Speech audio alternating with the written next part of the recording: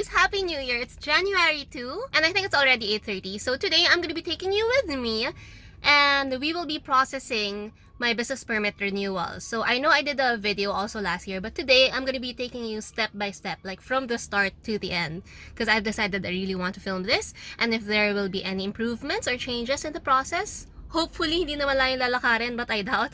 I've already dropped by my office to photocopy all the documents. So tip number 1, wear modest but comfortable clothing. I like wearing jeans, sneakers, and a plain shirt whenever I'm processing any government things. Ayoko magmukhang flashy, so it's very, very simple. Tip number 2, always bring 2 or 3 copies of all your previous documents. Lahat ng dapat i-renew, lahat ng dapat i-apply, always bring 2 or 3 photocopies plus the photocopy of their receipts. Important yon. So before you drop by to your barangay or before you go to your city hall, you have to have those.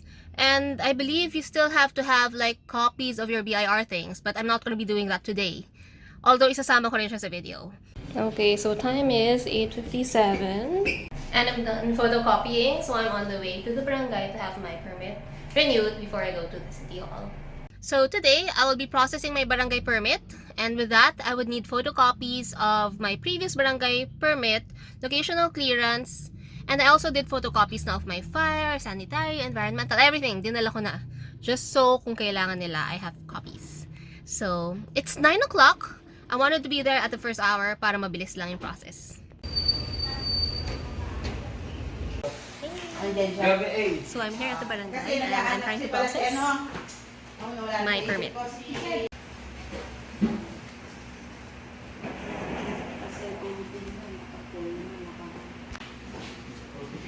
So, yan yung fill upan.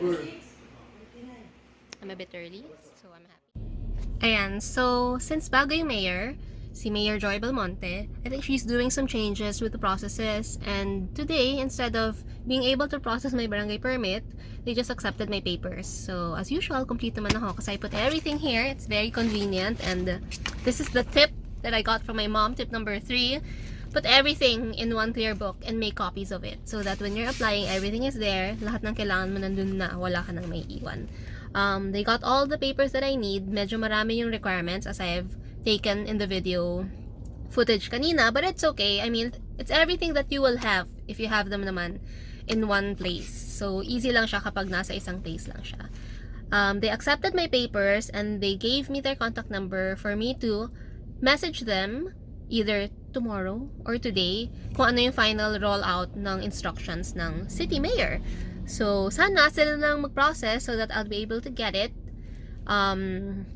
Tapos, sa Monday, I plan to go to the city hall to process my business permit.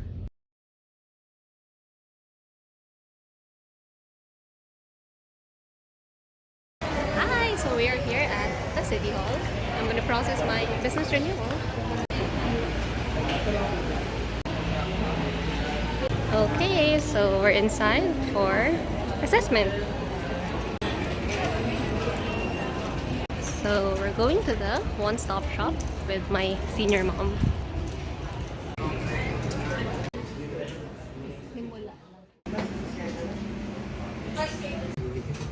So after paying, we'll get her cedula. Okay, so after getting your cedula and paying for your taxes, you have to photocopy everything. So here's the renewal building. And this year, Quezon City is actually upgrading their system. So it's going to be unified something. Everything's going to be easier, more paperless. Hindi mo na kailangan mag-photocopy ng maraming things. And during the entire process, dito lang kami nagtagal. So we waited quite a while at this point. As in super tagal niya. So it's ideal that if you go early in the morning at the first hour. 2 hours later.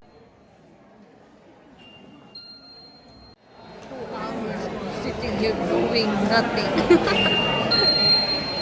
So annoying. So here are the requirements. And we paid an additional 800 pesos. Yes.